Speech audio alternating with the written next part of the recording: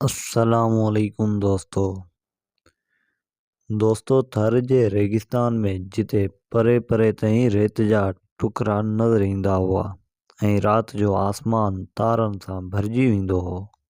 उते हिकु नंढड़ो ॻोठु हो।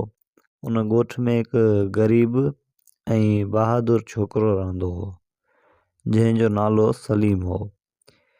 सलीम माल चारींदो हो ऐं रोज़ानो पंहिंजी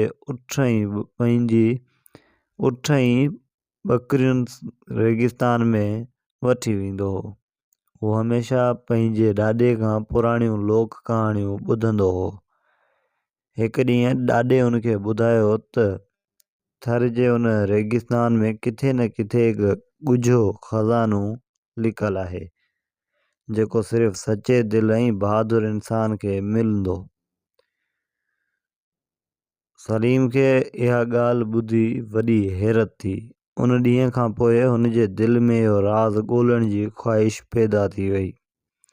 हिकु ॾींहुं जॾहिं सलीम पंहिंजे ॾाॾे जी पुराणी संदूक खे साफ़ करे रहियो हो त खेसि अंदरि हिकु पुराणो नक्शो मिलियो।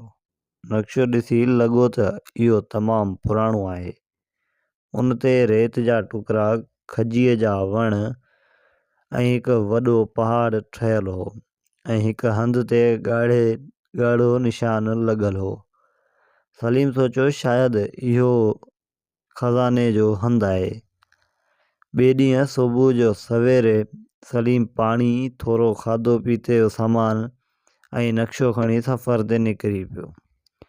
उहो रेगिस्तान जी गरम हवा ऐं वॾनि टुकड़नि मां गुज़रंदो रहियो। कॾहिं सिजु तमामु तेज़ हूंदो हो त कॾहिं हवा रेत खे आसमान ताईं उॾाए छॾींदी हुई, पर सलीम हिमत न हारी।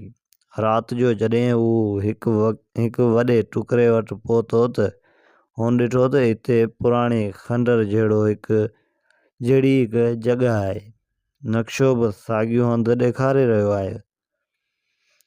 सलीम जॾहिं रेत खे थोरो खोटियो त खेसि हिकु पुराणो लोही संदूक मिलियो।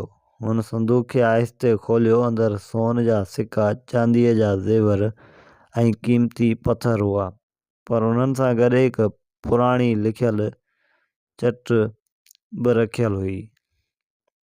उन ते लिखियल हो, असल खज़ानो सोन न आहे, असल खज़ानो हिमत, सब्र ऐं सची दिलि आहे। जेको माण्हू उन्हनि सां सफ़र कंदो हो उहो ज़िंदगीअ में हमेशह कामयाबु थींदो। सलीम खे सम्झ में आयो त असल सबक़ु छा आहे।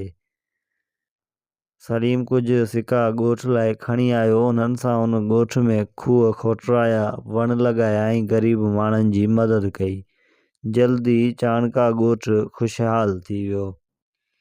माण्हू सलीम खे इज़त सां यादि करण लॻा ऐं थर जे रेगिस्तान में अॼु बि माण्हू चवंदा आहिनि थर जो असल खज़ानो रेत हेठि न पर इंसान जे दिलि में लिकल आहे।